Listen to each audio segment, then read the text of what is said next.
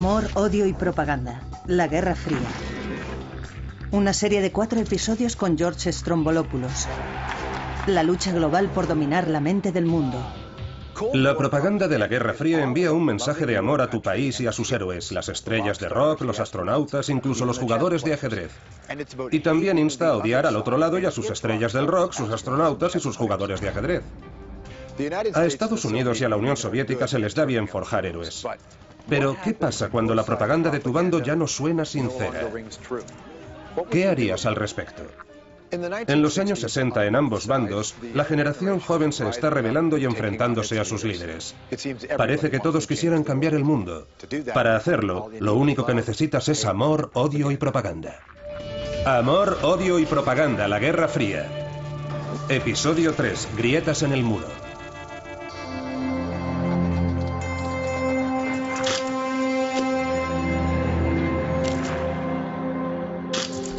A un lado se encuentra el este comunista, al otro el oeste capitalista. Es el muro de Berlín, el símbolo más poderoso de la Guerra Fría. El muro crea una frontera física que aísla Berlín occidental, justo en medio de la Alemania oriental comunista. En los años 60, Berlín estaba en cabeza en la batalla de la Guerra Fría entre comunismo y capitalismo. Era en muchos sentidos un lugar extraño, donde familias y amigos habían sido separados unos de otros. Persistía una atmósfera de incertidumbre y tensión. La línea de propaganda comunista proclamaba que era un muro de protección antifascista, en otras palabras, una barrera para que no entrara la propaganda occidental. Pero una cosa es cierta, el muro es inútil contra el tsunami del pop y el rock que está arrasando el mundo.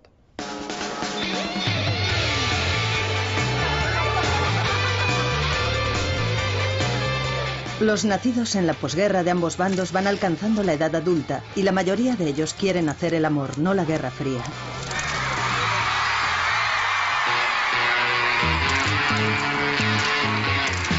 Liderando la ola del rock and roll están los Rolling Stones, una banda compuesta por los más malos del mundo. Van a tocar a Berlín. No se les permite tocar en el lado comunista del muro, pero pueden estar seguros de que allí también los escuchan. Las autoridades de Alemania Oriental los detestan. Para ellos, las bandas como los Rolling Stones solo son propaganda occidental. A Walter Ulbricht, uno de los líderes de Alemania Oriental, no le impresiona en absoluto. ¿Tenemos que copiar cada pieza de esa porquería que viene de Occidente? Creo, camaradas, que ese monótono ya debería acabar ya. Para los comunistas esto era una guerra psicológica. Era un intento de Occidente por ganarse a la juventud comunista por la vía de artículos de consumo como la música, la ropa y otros productos similares que no estaban fácilmente disponibles en los países comunistas. ¿Cómo iban a competir contra los Beatles? Sin embargo, Ursula Boykat prefiere la música clásica. Tiene 20 y pocos años y vive en Alemania Oriental. Es una auténtica creyente del sueño comunista de una sociedad donde todos son iguales. Le gusta el muro. Siento que el muro es necesario. Ahora tenemos la oportunidad de construir la sociedad que hemos soñado sin el sabotaje de Occidente. Úrsula, como la mayoría de los jóvenes de Alemania Oriental, es miembro de la FDJ, o Juventud Libre Alemana. Está compuesta por jóvenes de entre 14 y 25 años de edad, similar a los scouts o guías, con una pequeña dosis adicional de política. Uno de sus objetivos es luchar contra la propaganda occidental. La propaganda occidental cuenta mentiras a la gente joven. Crea una realidad falsa sobre lo que es Occidente. Muchos se han ido para averiguarlo y vieron que no era lo que ellos esperaban, pero ya no pueden volver. La lucha contra la propaganda occidental puede tomar giros extraños. Una de las jugadas más extravagantes realizadas por los comunistas fue mandar a algunos de los chicos mayores de la organización de las Juventudes Comunistas a los tejados de las casas para girar o quitar las antenas que se dirigían hacia las emisoras de televisión occidentales. Las autoridades también trataron de bloquear las señales de radio occidentales. Para los jóvenes alemanes orientales, escuchar música rebelde fue algo puntual. Esto es Radio Luxemburgo, su emisora de las estrellas. Es la hora de nuestros mejores 20. Hola a todos. Mi hermano pequeño Joachim escucha la radio occidental. Es el único de la familia. No lo aprobamos, pero no le decimos nada. No hay modo de detener la cultura pop occidental, sobre todo el rock and roll.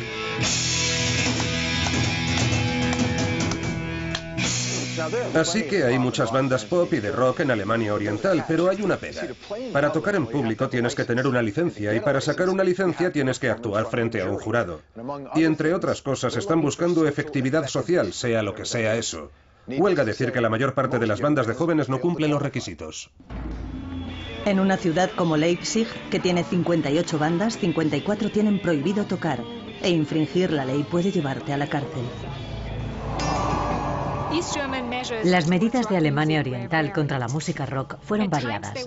Hubo épocas en que eran draconianas, llegando a producirse el arresto de bandas de rock.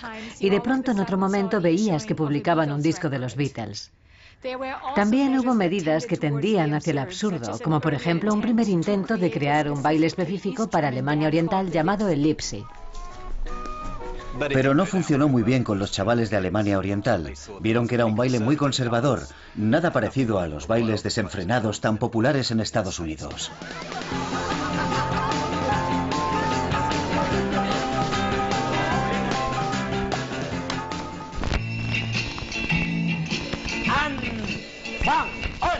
Los intentos de enseñar a los jóvenes bailes nuevos fracasaron, pero eso no les hizo cejar en su empeño.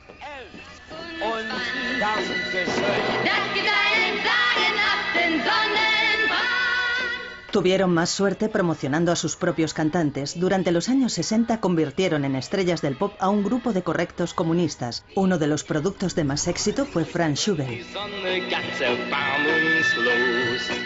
chico dorado del pop germano oriental. El primer disco de Schubel fue directamente un número 1. En el siguiente vídeo de la estrella, alguna lumbrera del departamento de propaganda creyó que es una buena idea que Schubel aparezca con uniforme. Todos los hombres en Alemania Oriental tienen que servir en el ejército durante 18 meses. Las autoridades me ordenaron llevar el uniforme militar. El público estaba indignado. La brecha entre lo que los oficiales consideraban recomendable y lo que los fans querían era obvia. Las objeciones de Schubel hicieron que le rebajaran de rango, pero no afectó a su carrera musical y no impidió que las autoridades probaran otras tácticas.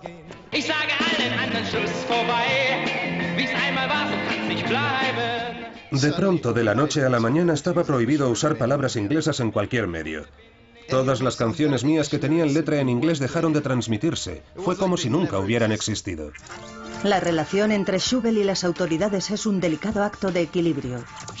Quieren que su estrella propagandística siga siendo popular, pero también quieren controlarlo. Él tiene que contentar a sus fans y a las autoridades. Schubel consigue hacer ambas cosas, en parte porque sabe jugar a ese juego. Habría sido muy difícil tener una carrera en Alemania Oriental sin un grado básico de colaboración con las autoridades comunistas. También necesitabas tener autorización para grabar y por lo tanto vender discos. Por lo que sin un grado básico de conformismo, habría sido difícil para Schubel y otros tener carreras de éxito.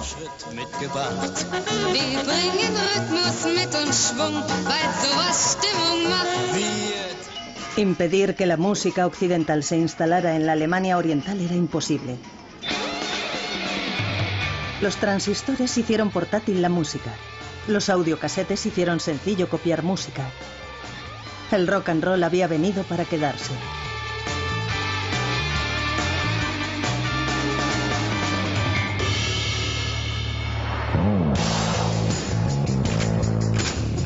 Pero aunque los comunistas estuvieran perdiendo la batalla cultural en la Guerra Fría, desde luego sacaban ventaja en la carrera espacial.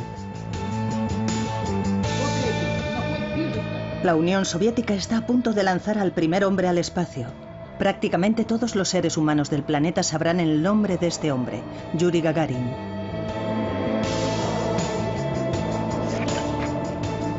El éxito de Gagarin al orbitar el planeta le propició un lugar en la historia.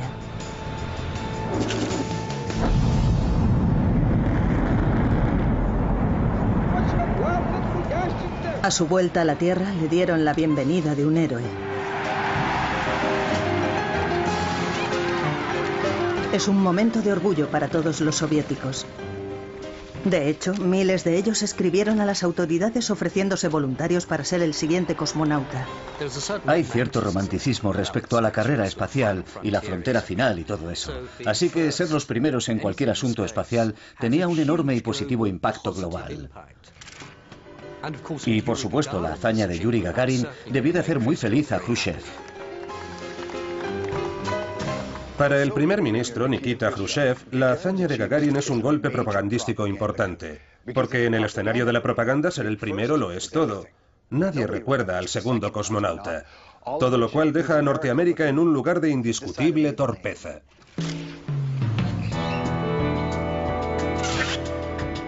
El presidente de Estados Unidos, John Fitzgerald Kennedy, no tiene ninguna contrapartida. En un intento desesperado por atraer un poco de la atención propagandística, Kennedy sube las apuestas. Creo que esta nación debe comprometerse a alcanzar la meta antes de que finalice esta década de poner a un hombre en la Luna y devolverlo sano y salvo a la Tierra. Los norteamericanos no están preparados ni de lejos, pero el objetivo está marcado. La carrera espacial está en marcha. Y los rusos van ganando abiertamente. La carrera espacial simbolizaba todo lo que la sociedad podía lograr, la escala total de lo que una sociedad podía demostrar. Este tremendo significado simbólico exige que los oficiales presten una gran atención a los aspectos propagandísticos de la exploración del espacio exterior.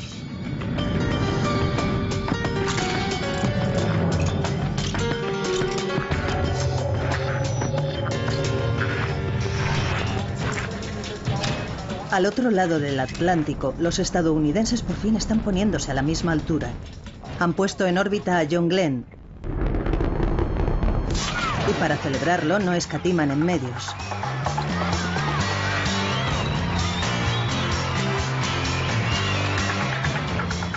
Le siguen otros 3 norteamericanos. Ahora mismo la principal inquietud de Khrushchev es cómo continuar la hazaña de Gagarin. ¿Qué puede hacer antes de que deje de ser novedad? Pues sencillo, intentar otra primera vez. La URSS lanzará a la primera mujer al espacio. Pero no una mujer normal. No, espera, aún mejor, una mujer totalmente normal. Una mujer que representa lo más maravilloso de la Unión Soviética.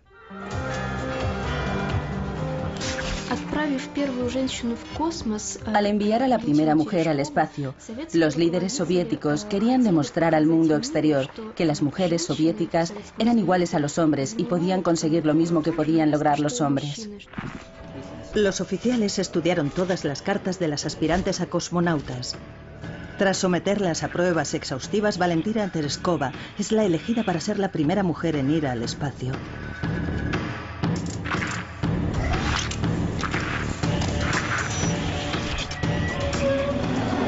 Tereskova es fuerte, es disciplinada.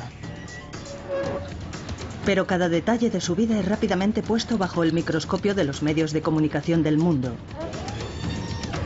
¿Es pura ideológicamente?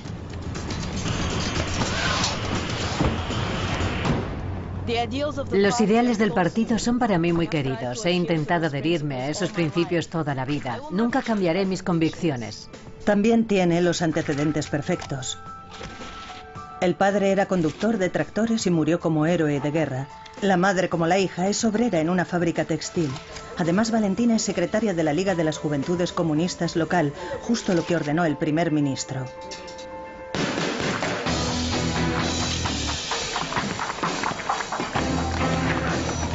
El 16 de junio de 1963, Valentina Tereskova aborda el Vostok 6 y es lanzada a la historia.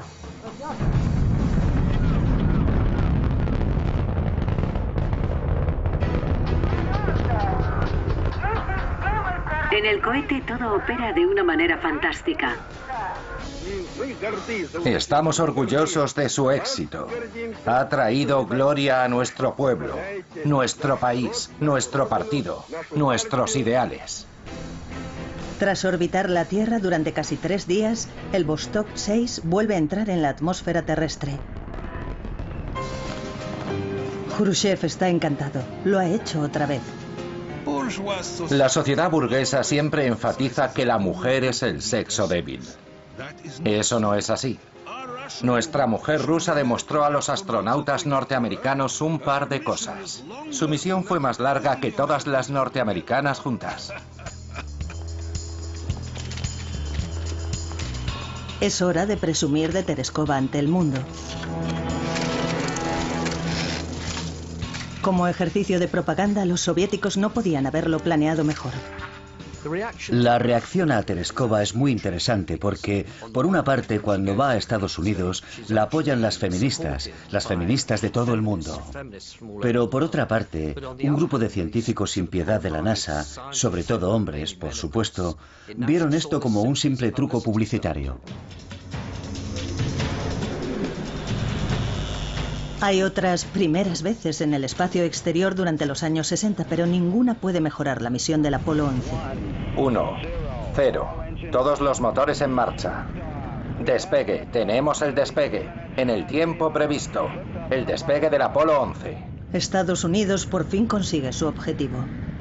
Neil Armstrong informando del cabeceo y balanceo del programa que puso al Apolo 11 en una trayectoria correcta. En el mundo entero, 500 millones de personas están pegadas al aparato de televisión para verlo todo en directo. Hacia adelante. Vírelo a la derecha un poco. De acuerdo, motor detenido. Houston, aquí base Tranquility. El Águila ha aterrizado.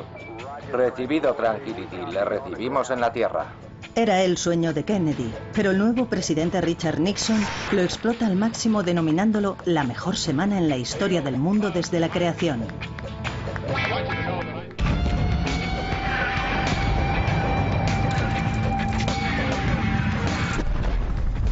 ...1968...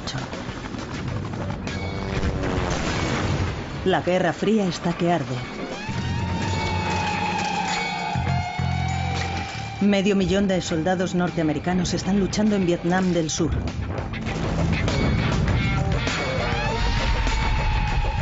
Su enemigo, los comunistas vietnamitas que quieren apoderarse del sur.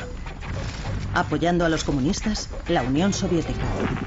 Ese es un gran problema para los líderes norteamericanos. Les preocupa que si Vietnam del Sur cae ante los comunistas, su vecino Laos caerá también, y luego Camboya, y así sucesivamente, como una fila de fichas de dominó.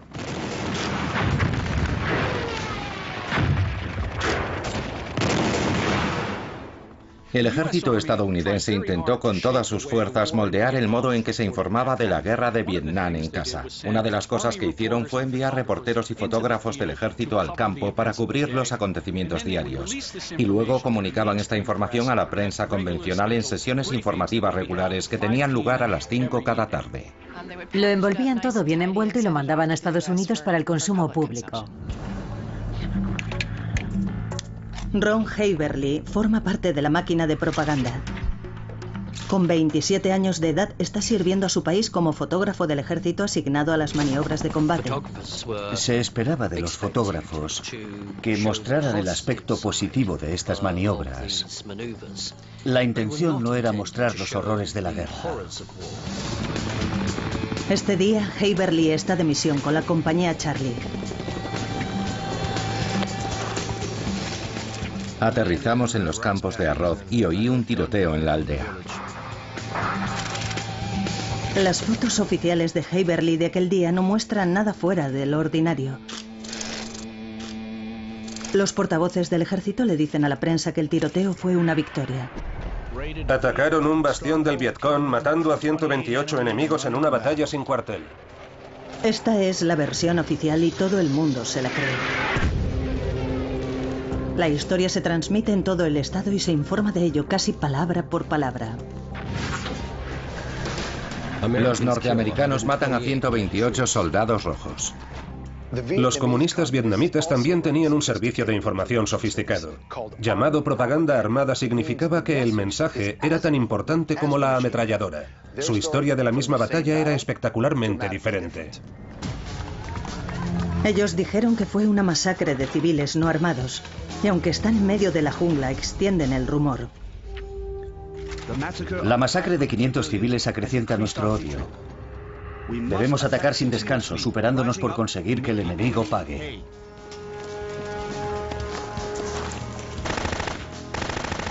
Una batalla, dos historias diferentes. Un lado afirma que es una victoria, el otro dice que fue una masacre. ¿Qué ocurrió en realidad? Ron Haverly lo sabe porque él fotografió lo que ocurrió, pero no se lo ha enseñado a nadie.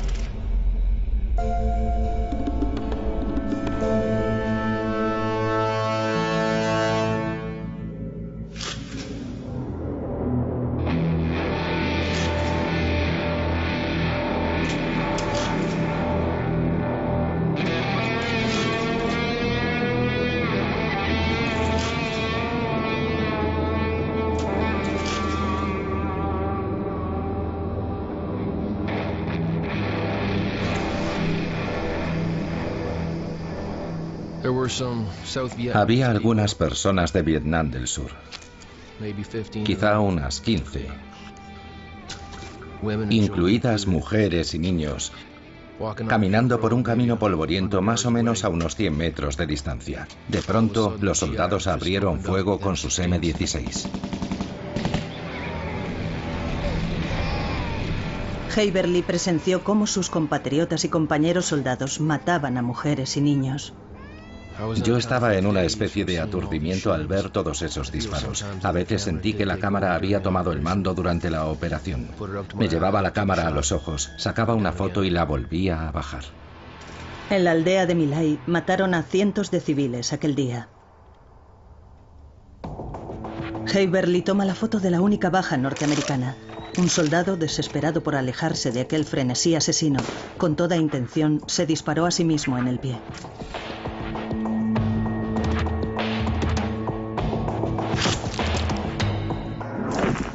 Pero lo que ocurre en My Lai permanece en secreto. Haverly no entrega al ejército sus fotos de la masacre porque cree que las destruirán. Pasa un año y poco a poco la historia se filtra.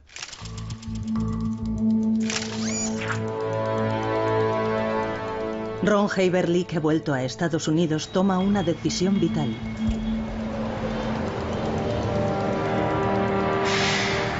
Entrega las fotos de My Lai a su periódico local.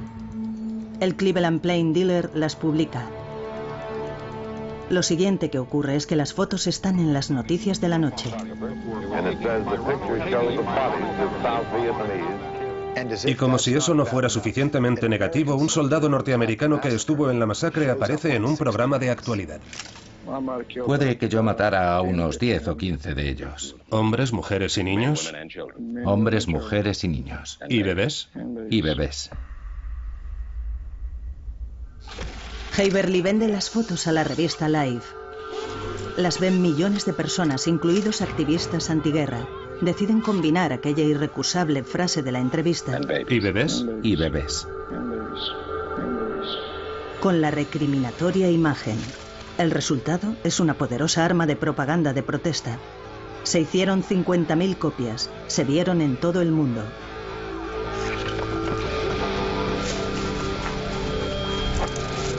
La masacre de My Lai también dio a los soviéticos una oportunidad de oro para su propaganda. La Unión Soviética explotó My Lai hasta el máximo. Esta era una historia que había saltado en Estados Unidos, no en la Unión Soviética, así que transpiraba legitimidad. No había manera de que Estados Unidos pudiera negar la historia. Las reales y las presuntas atrocidades cometidas por soldados del ejército norteamericano en Vietnam recibieron mucha cobertura en las páginas de los periódicos soviéticos, en programas de televisión, también en las retransmisiones por radio. No hay duda de que las fotografías de Haverly tienen un poderoso impacto como propaganda antiguerra y juegan un papel significativo en cambiar la marea contra la guerra.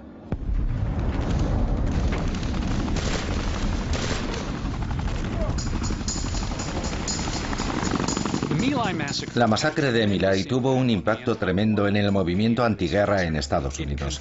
Confirmaba la creencia de que los norteamericanos estaban haciendo algo terrible en Vietnam. Como un activista antiguerra lo expresó, no es que estuviéramos en el lado equivocado en Vietnam, éramos el lado equivocado.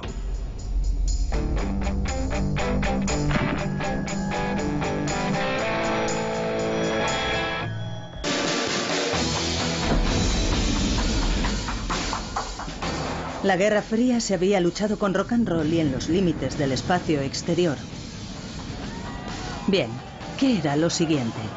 Tras el éxito de Norteamérica con el aterrizaje en la Luna, la Unión Soviética está buscando vengarse, una oportunidad para aplastar a Estados Unidos sin que nadie en la práctica saliera herido, por supuesto. El deporte se convierte en una herramienta importante de propaganda para ambos bandos en la Guerra Fría y los dos, los soviéticos y los estadounidenses, invierten grandes recursos para promover el deporte en el más amplio sentido posible. Uno de los enfrentamientos más espectaculares de la Guerra Fría ocurre sobre el tablero de un juego. 64 cuadrados, 2 reyes. Solo uno sobrevivirá. Tenías que tener una gran mente, una gran memoria para ser bueno al ajedrez. Por eso, para la propaganda soviética, ser bueno al ajedrez, ser el campeón del mundo, significaba que el régimen soviético era superior. No solo desde el punto de vista físico, sino también desde el punto de vista intelectual, era superior a Occidente. Los soviéticos dominan el ajedrez internacional. El héroe actual defendiendo el campeonato del mundo es Boris Spassky. Se espera que gane y sabe que la apuesta es enorme. No quería ser el hombre que permitiera que el campeonato le diera la victoria a otra nación. Sería un asunto grave en muchos sentidos.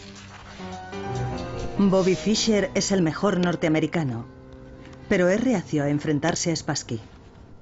Así que las más altas instancias del gobierno de Estados Unidos hacen saber a Fischer que su país le necesita. Fischer recibe una llamada del consejero de Seguridad Nacional, Henry Kissinger.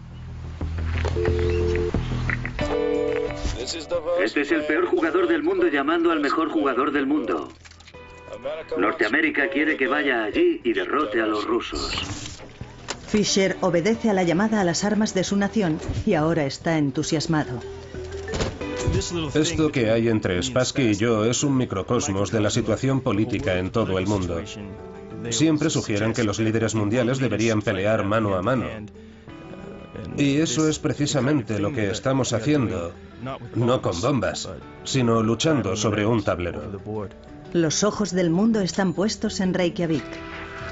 Por ahora, la Guerra Fría ha quedado reducida a un duelo entre dos hombres que representan a las dos superpotencias. Así es como el Sunday Times de Londres, parafraseando la propaganda de la Guerra Fría, describe la confrontación. Los dos están maravillosamente elegidos para representar sus papeles. Fischer es el contendiente individualista, aventurero y en ocasiones temerario en su estilo de vida y como jugador de ajedrez. Spassky es el tipo perfecto de burócrata soviético, precavido, reservado y evasivo. Y estamos en un momento de la historia de la Guerra Fría donde todo el mundo está observando a esos dos países. El campeonato se juega al mejor de 24 partidas. Spassky gana la primera partida. Fischer afirma que le ha distraído el ruido de las cámaras, por lo que renuncia a la segunda partida, no compareciendo. Están 2-0 y considera la posibilidad de volverse a Estados Unidos. Persuaden a Fischer para que se quede. Gana la partida número 3. Esta es la primera vez que ha vencido a Spassky. Fischer ha encontrado su ritmo, pero aún queda mucho camino por recorrer. El mundo está cautivado mientras los dos hombres combaten. La partida 21 es un punto decisivo y Fischer lleva la delantera. Al final de la sesión se suspende el juego, dejando a millones de personas en vilo. Al día siguiente, al saberse derrotado, Spassky se rinde. Es una derrota aplastante y humillante. Bobby Fischer es el nuevo campeón del mundo. Ahora probablemente lamentan incluso haber empezado a jugar al ajedrez. Lo tuvieron todo durante los últimos 20 años. Hablaban de su fuerza militar y de su fuerza intelectual. Me ha dado un gran placer como persona libre haber acabado con esto.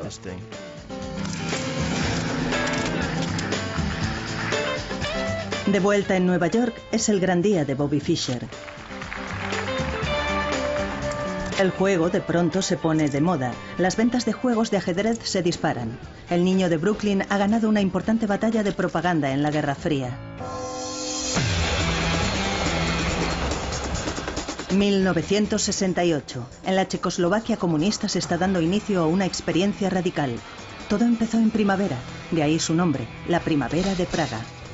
Los checoslovacos están dando el valiente paso de rechazar la autoridad soviética y la propaganda que va con ella. El gobierno comunista del país introduce incluso cierta libertad de expresión y libertad de prensa. Es una época embriagadora. La gente se atreve a hacer preguntas audaces. ¿Cómo reformamos el comunismo? No se trata necesariamente de eliminarlo, sino más bien de cómo podemos mejorarlo. Lo que en realidad quieren es un poco menos de propaganda y un poco más de libertad. Olga Scentova está inmersa en todas las reformas de la Primavera de Praga, trabaja para la radio estatal y experimenta de primera mano la menor presión del gobierno. Esta es la retransmisión norteamericana de Radio Praga, Checoslovaquia, y su revista En las Ondas.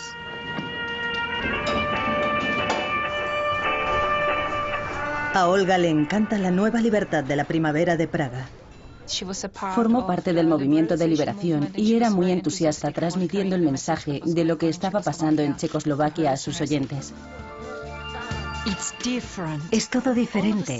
De pronto ya no tenemos que enseñarle al censor cada palabra que vamos a decir en el programa. Las noticias de Olga son una novedad para los oídos de sus oyentes. Los checoslovacos no están habituados a oír lo que en realidad está pasando en su país y la gente en otros países comunistas también está escuchando. Y ese es el peligro. Los soviéticos están preocupados porque esto se va a extender y eso es algo que el régimen totalitario no puede tolerar. El temor es que la Primavera de Praga se contagie a otros países comunistas. Si los checoslovacos estaban haciendo esas reformas y si tenían éxito, entonces toda la Europa oriental caería ante los capitalistas. Por supuesto, para la propaganda soviética esto era una cuestión de vida o muerte.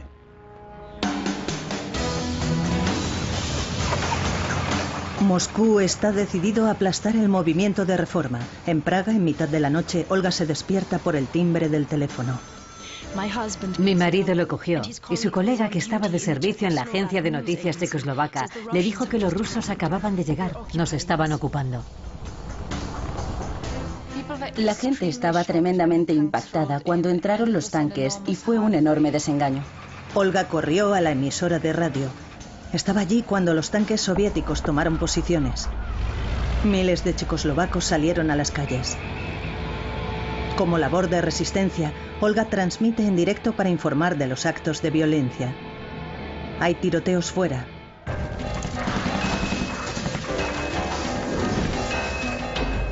La emisora de radio informa de que han muerto 25 personas.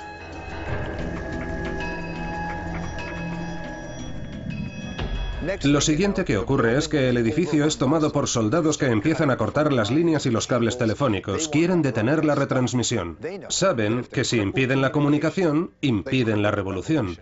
Olga y sus colegas corren a un escondite secreto y reanudan la retransmisión.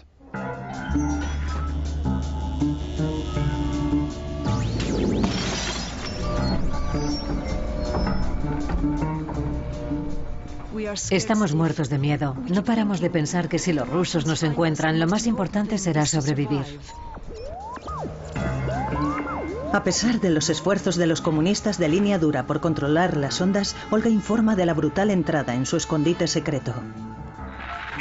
Estamos retransmitiendo por la banda de 49 metros. Esta frecuencia está siendo bloqueada. Por favor, sintonicen con nosotros girando ligeramente hacia la izquierda o la derecha de esta posición su sintonizador de radio. El control de las ondas radiofónicas era esencial para la batalla de propaganda durante este periodo, porque la radio era imprescindible y un medio de propaganda muy infravalorado en la Europa oriental de aquel tiempo, ya fuera en una u otra dirección. Pero Olga y los demás no podían resistir eternamente contra el poder de la Unión Soviética. Al final, se rindieron. A Olga le prohíben trabajar en la radio. Las esperanzas de la Primavera de Praga son aplastadas. La voz de la disensión ha sido silenciada. Aunque la Primavera de Praga fracasó, el momento sencillamente no era el adecuado, sí plantó una semilla que tuvo profundas implicaciones más tarde.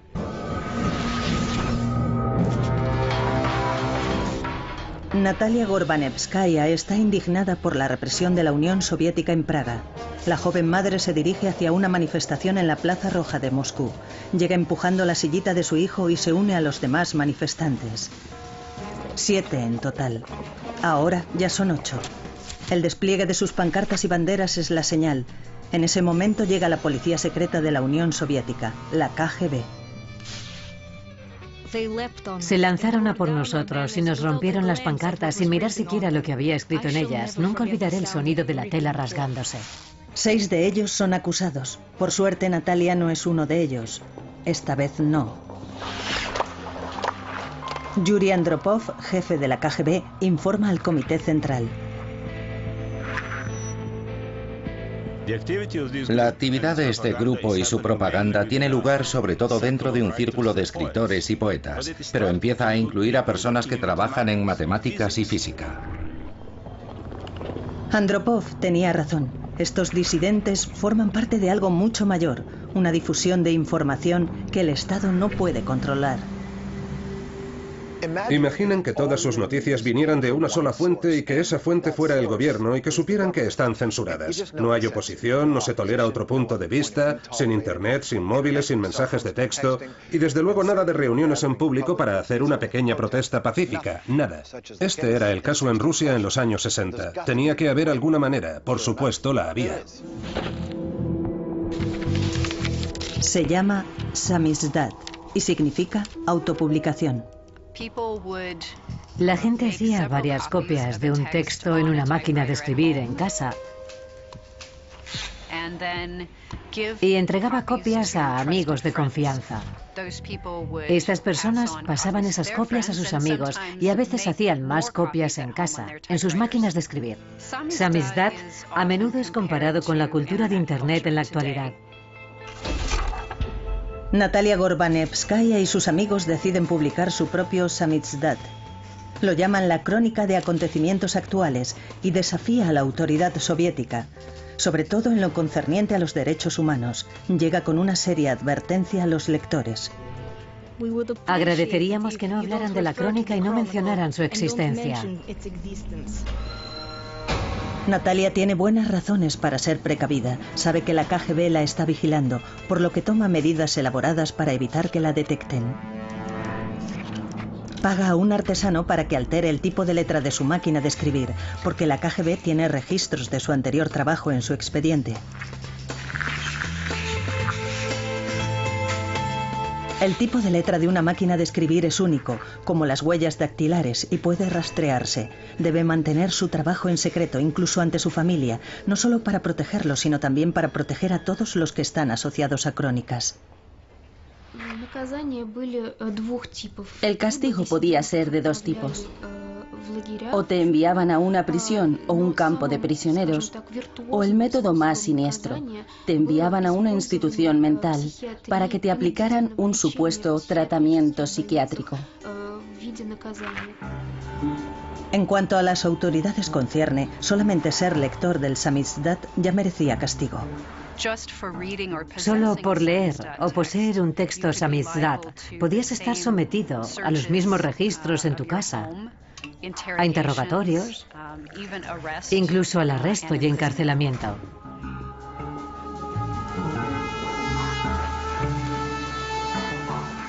Los escritores de samizdat viven con temor de que los descubra la KGB, por lo que hacen circular copias solo entre amigos de confianza. De las 6 copias, una se aparta para los medios occidentales y la sacan de contrabando por medio de periodistas extranjeros o de contactos en las embajadas occidentales. Y así, la crónica de acontecimientos actuales encuentra su camino hasta informes de radio producidos por empresas occidentales que los soviéticos escuchan secretamente. Esto da a la crónica una audiencia potencial de millones de personas. Yuri Andropov, hablando con eufemismos, va a tomar medidas brutales para eliminarla. Sería útil preparar las medidas necesarias para neutralizar y poner al descubierto a los elementos antisociales de Samizdat. Los peores temores de Natalia se hacen realidad. Es arrestada por la KGB y acusada de actividades contra el Estado. También sostienen que sufre de esquizofrenia latente. Durante los siguientes 2 años vive confinada en una institución psiquiátrica. No me gusta el nombre de institución mental. Era una prisión mental, para ser más precisos. Una prisión mental es el lugar más horrible imaginable. A pesar de los riesgos, el movimiento Samizdat juega un enorme papel en mantener vivo el espíritu de la oposición y la libertad de expresión en la Unión Soviética. Es una señal más de que la gente, sobre todo la gente joven, en ambas zonas de la Guerra Fría, está preparada para ponerse en pie y que cuenten con ella. Durante este periodo vemos un fenómeno interesante, y es que la generación de la posguerra reconoce que están apareciendo grietas en el sistema y comienzan a desafiar parte de la retórica convencional de la Guerra Fría. Esto lo vemos en Vietnam y también lo vemos durante la primavera de Praga. Es esta generación la que tendrá un impacto, no necesariamente a corto plazo, pero tendrá un impacto en la naturaleza de la Guerra Fría a largo plazo.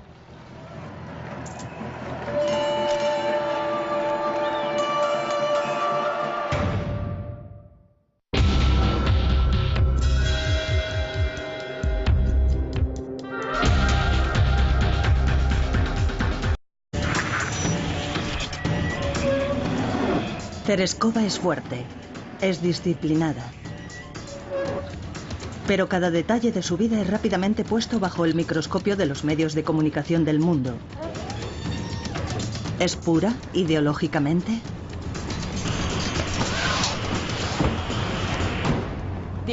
Los ideales del partido son para mí muy queridos. He intentado adherirme a esos principios toda la vida. Nunca cambiaré mis convicciones.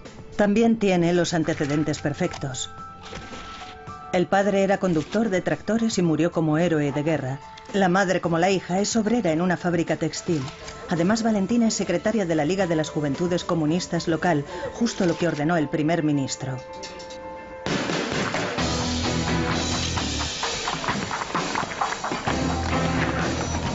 El 16 de junio de 1963, Valentina Tereskova aborda el Vostok 6 y es lanzada a la historia.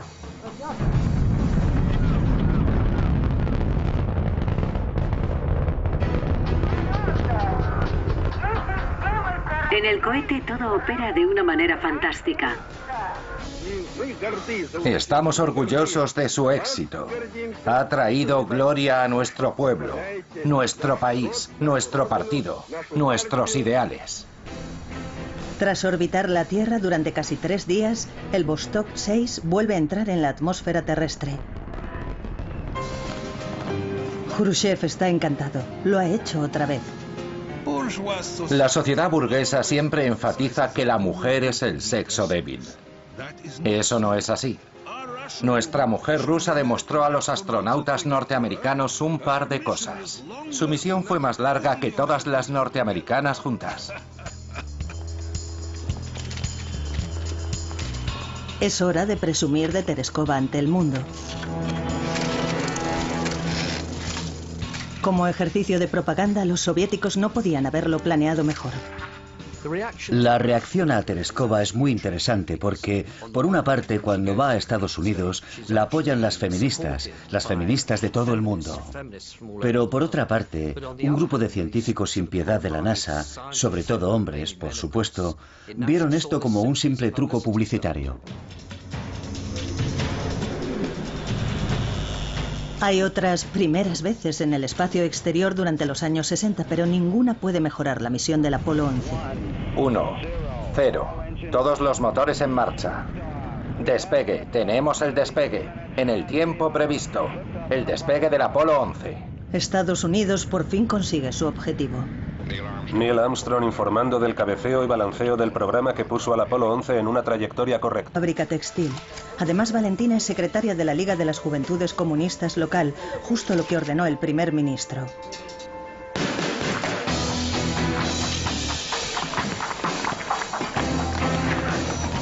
El 16 de junio de 1963, Valentina Tereskova aborda el Vostok 6 y es lanzada a la historia.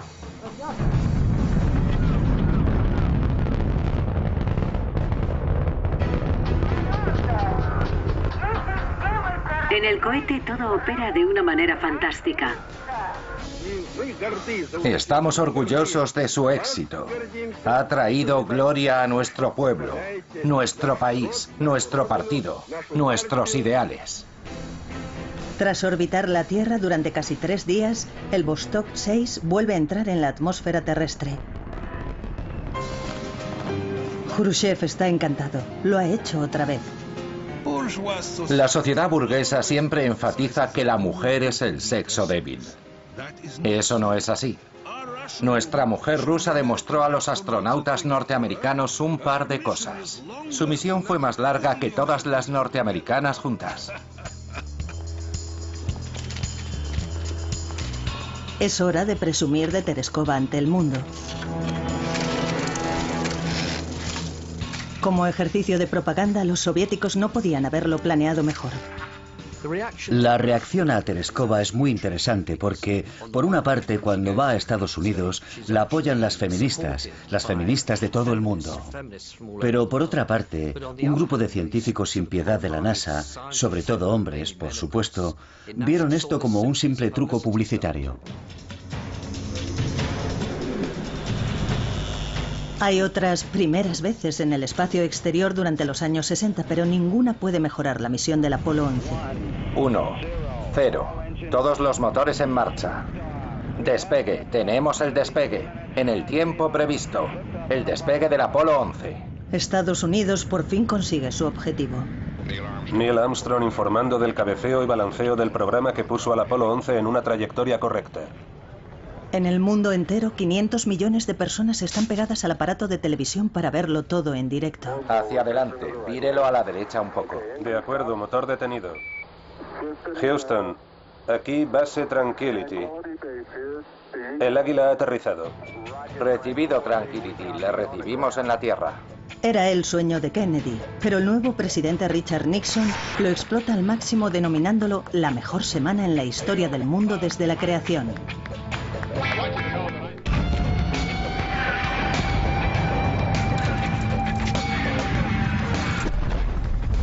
1900.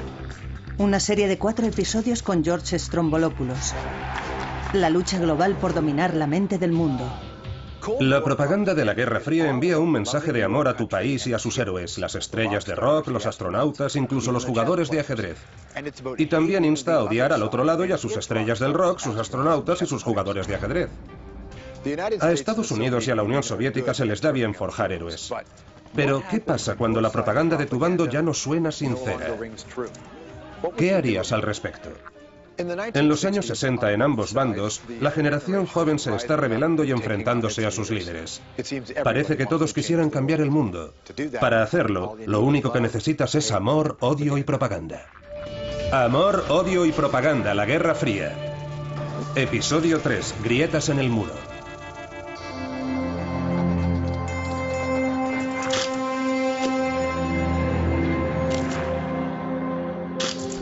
A un lado se encuentra el este comunista, al otro el oeste capitalista. Es el muro de Berlín,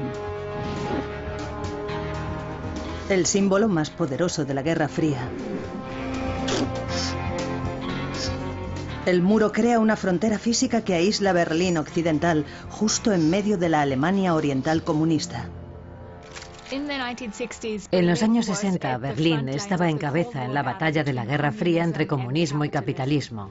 Era en muchos sentidos un lugar extraño, donde familias y amigos habían sido separados unos de otros. Persistía una atmósfera de incertidumbre y tensión.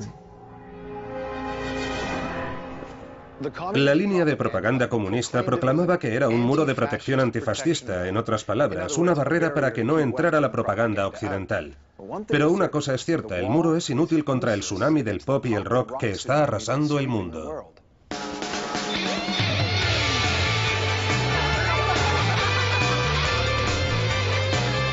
Los nacidos en la posguerra de ambos bandos van alcanzando la edad adulta y la mayoría de ellos quieren hacer el amor, no la Guerra Fría.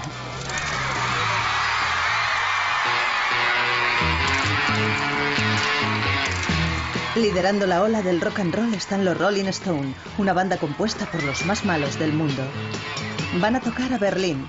No se les permite tocar en el lado comunista del muro, pero pueden estar seguros de que allí también los escuchan.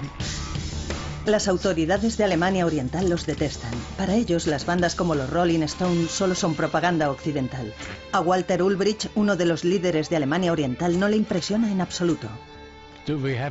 ¿Tenemos que copiar cada pieza de esa porquería que viene de Occidente? Creo, camaradas, que ese monótono ya debería acabar ya. Para los comunistas esto era una guerra. Tereskova aborda el Vostok 6 y es lanzada a la historia.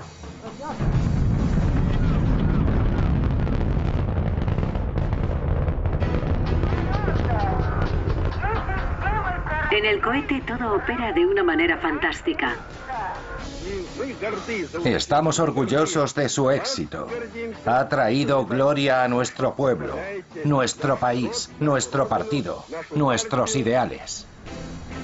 Tras orbitar la Tierra durante casi 3 días, el Vostok 6 vuelve a entrar en la atmósfera terrestre.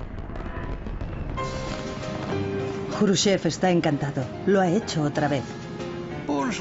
La sociedad burguesa siempre enfatiza que la mujer es el sexo débil. Eso no es así. Nuestra mujer rusa demostró a los astronautas norteamericanos un par de cosas. Su misión fue más larga que todas las norteamericanas juntas. Es hora de presumir de Tereskova ante el mundo. Como ejercicio de propaganda, los soviéticos no podían haberlo planeado mejor. La reacción a Tereskova es muy interesante porque, por una parte, cuando va a Estados Unidos, la apoyan las feministas de todo el mundo. Pero, por otra parte, un grupo de científicos sin piedad de la NASA, sobre todo hombres, por supuesto, vieron esto como un simple truco publicitario. Hay otras primeras veces en el espacio exterior durante los años 60, pero ninguna puede mejorar la misión del Apolo 11. 1, 0. Todos los motores en marcha. Despegue. Tenemos el despegue. En el tiempo previsto. El despegue del Apolo 11. Estados Unidos por fin consigue su objetivo. Neil Armstrong informando del cabeceo y balanceo del programa que puso al Apolo 11 en una trayectoria correcta. En el mundo entero, 500 millones de personas están pegadas al aparato de televisión para verlo todo en directo. Hacia adelante, vírelo a la derecha un poco. De acuerdo, motor detenido. Houston, aquí base Tranquility. El Águila ha aterrizado. Recibido Tranquility, le recibimos en la Tierra. Era el sueño de Kennedy, pero el nuevo presidente Richard Nixon lo explota al máximo denominándolo la mejor semana en la historia del mundo desde la creación.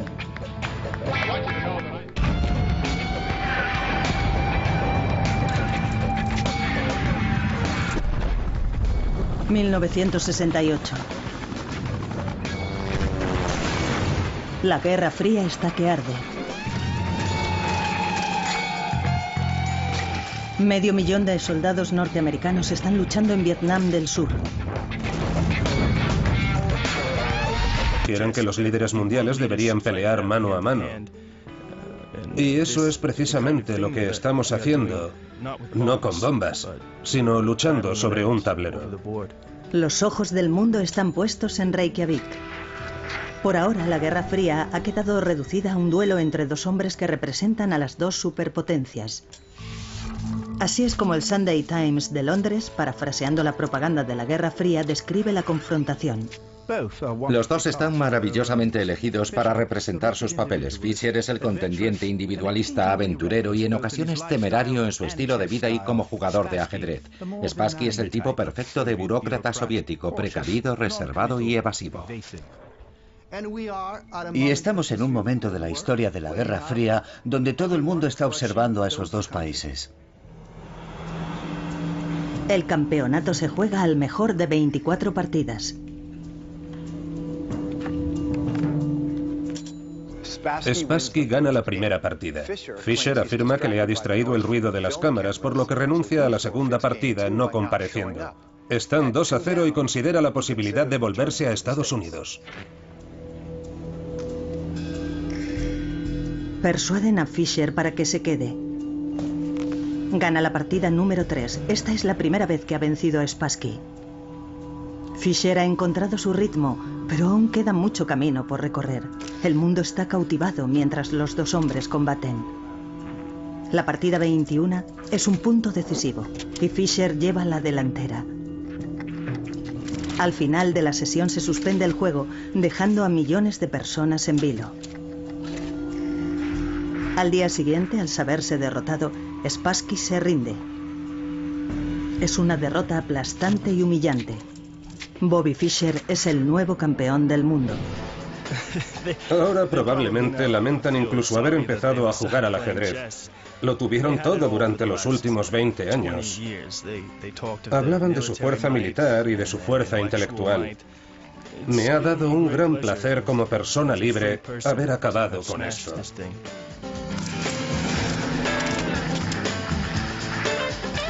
De vuelta en Nueva York, es el gran día de Bobby Fischer. El juego de pronto se pone de moda. Las ventas de juegos de ajedrez se disparan. El niño de Brooklyn ha ganado una importante batalla de propaganda en la Guerra Fría. 1968. En la Checoslovaquia comunista se está dando inicio a una experiencia radical. Todo empezó en primavera, de ahí su nombre, la Primavera de Praga. Los checoslovacos están dando el valiente paso de rechazar la autoridad soviética y la propaganda que va con ella. Esta es la retransmisión norteamericana de Radio Praga, Checoslovaquia, y su revista En las Ondas.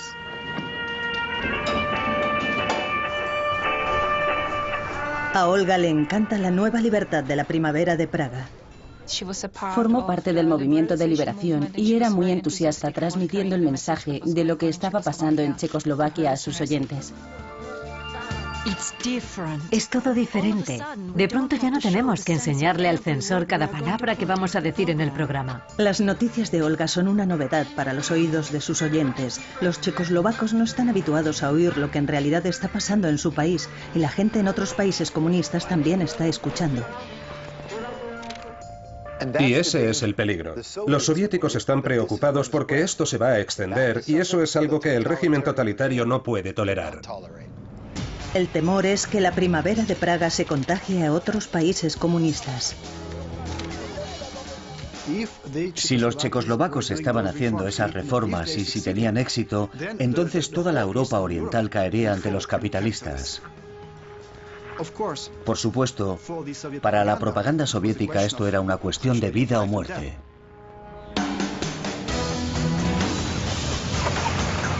Moscú está decidido a aplastar el movimiento de reforma. En Praga, en mitad de la noche, Olga se despierta por el timbre del teléfono.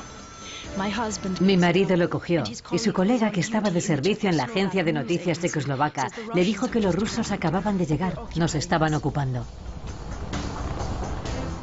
La gente estaba tremendamente impactada cuando entraron los tanques y fue un enorme desengaño. Olga corrió a la emisora de radio. Estaba allí cuando los tanques soviéticos tomaron posiciones. Miles de checoslovacos salieron a las calles. Como labor de resistencia, Olga transmite en directo para informar de los actos de violencia. Hay tiroteos fuera.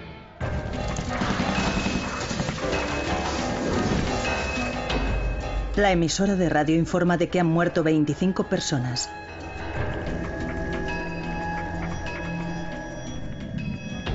Lo siguiente que ocurre es que el edificio es tomado por soldados que empiezan a cortar las líneas y los cables telefónicos. Quieren detener la retransmisión. Saben que si impiden la comunicación, impiden la revolución. Olga y sus colegas corren a un escondite secreto y reanudan la retransmisión.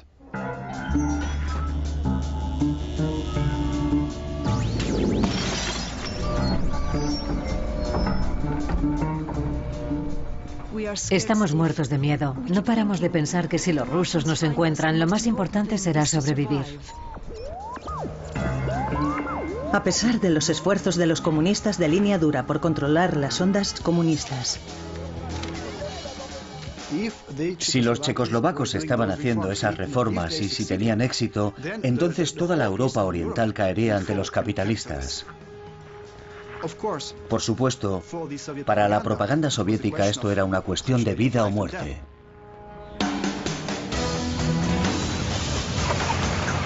Moscú está decidido a aplastar el movimiento de reforma. En Praga, en mitad de la noche, Olga se despierta por el timbre del teléfono. Mi marido lo cogió y su colega, que estaba de servicio en la agencia de noticias checoslovaca, le dijo que los rusos acababan de llegar. Nos estaban ocupando. La gente estaba tremendamente impactada cuando entraron los tanques y fue un enorme desengaño. Olga corrió a la emisora de radio. Estaba allí cuando los tanques soviéticos tomaron posiciones. Miles de checoslovacos salieron a las calles. Como labor de resistencia, Olga transmite en directo para informar de los actos de violencia. Hay tiroteos fuera.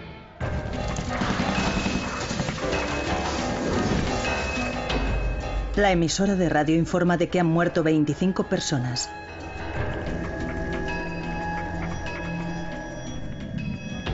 Lo siguiente que ocurre es que el edificio es tomado por soldados que empiezan a cortar las líneas y los cables telefónicos. Quieren detener la retransmisión. Saben que si impiden la comunicación, impiden la revolución.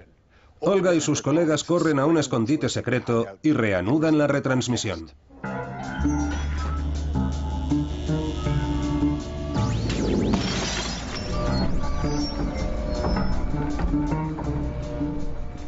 Estamos muertos de miedo. No paramos de pensar que si los rusos nos encuentran, lo más importante será sobrevivir.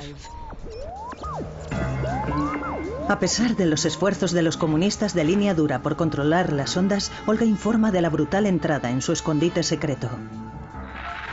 Estamos retransmitiendo por la banda de 49 metros. Esta frecuencia está siendo bloqueada. Por favor, sintonicen con nosotros girando ligeramente hacia la izquierda o la derecha de esta posición su sintonizador de radio. El control de las ondas radiofónicas era esencial para la batalla de propaganda durante este periodo, porque la radio era imprescindible y un medio de propaganda muy infravalorado en la Europa oriental de aquel tiempo, ya fuera en una u otra dirección. Pero Olga y los demás no podían resistir eternamente contra el poder de la Unión Soviética. Al final, se rindieron. A Olga le prohíben trabajar en la radio. Las esperanzas de la primavera de Praga son aplastadas. La voz de la disensión ha sido silenciada. Carrera espacial. La Unión Soviética está a punto de lanzar al primer hombre al espacio. Prácticamente todos los seres humanos del planeta sabrán el nombre de este hombre, Yuri Gagarin.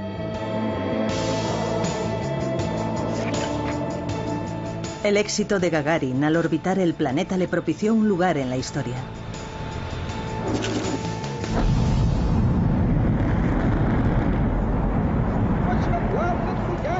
A su vuelta a la Tierra le dieron la bienvenida de un héroe. Es un momento de orgullo para todos los soviéticos. De hecho, miles de ellos escribieron a las autoridades ofreciéndose voluntarios para ser el siguiente cosmonauta. Hay cierto romanticismo respecto a la carrera espacial y la frontera final y todo eso. Así que ser los primeros en cualquier asunto espacial tenía un enorme y positivo impacto global. Y por supuesto, la hazaña de Yuri Gagarin debió de hacer muy feliz a Khrushchev. Para el primer ministro Nikita Khrushchev, la hazaña de Gagarin es un golpe propagandístico importante, porque en el escenario de la propaganda ser el primero lo es todo. Nadie recuerda al segundo cosmonauta, todo lo cual deja a Norteamérica en un lugar de indiscutible torpeza.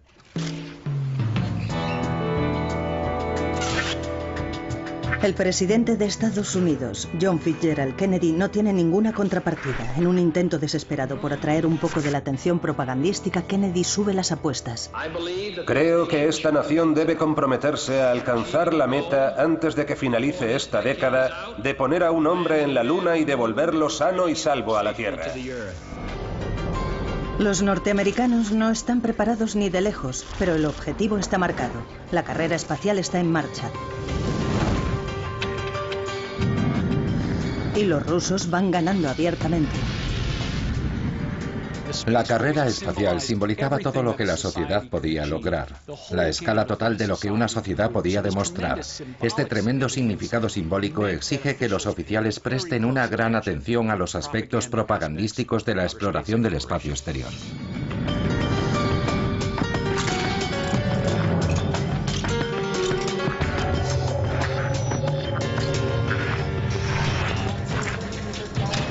Al otro lado del Atlántico, los estadounidenses por fin están poniéndose a la misma altura. Han puesto en órbita a John Glenn. Y para celebrarlo no escatiman en medios.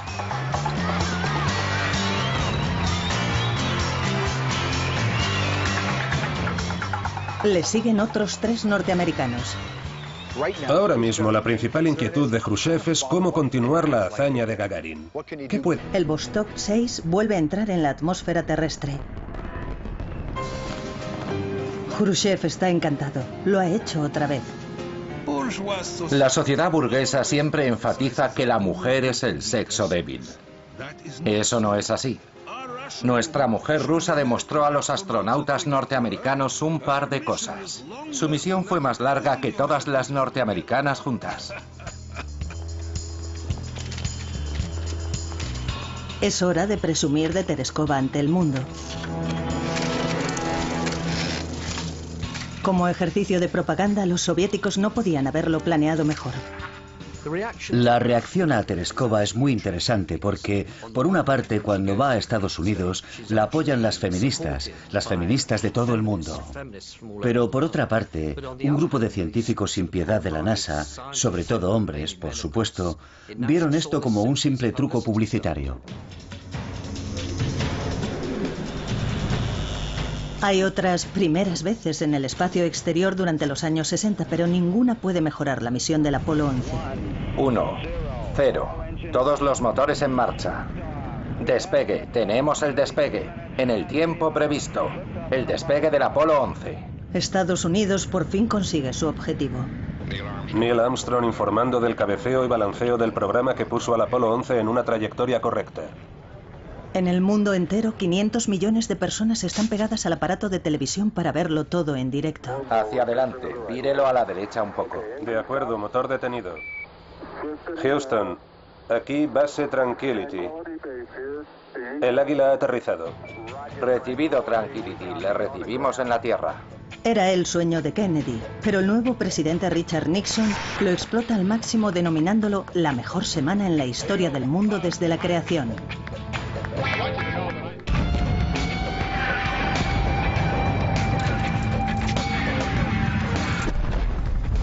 ...1968... La Guerra Fría está que arde. 500.000 de soldados norteamericanos están luchando en Vietnam del Sur.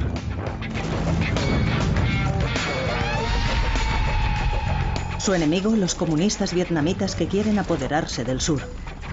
Apoyando a los comunistas, la Unión Soviética.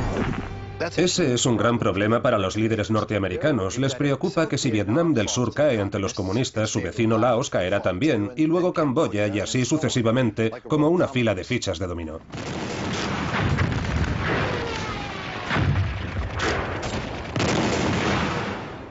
El ejército estadounidense intentó con todas sus fuerzas moldear el modo en que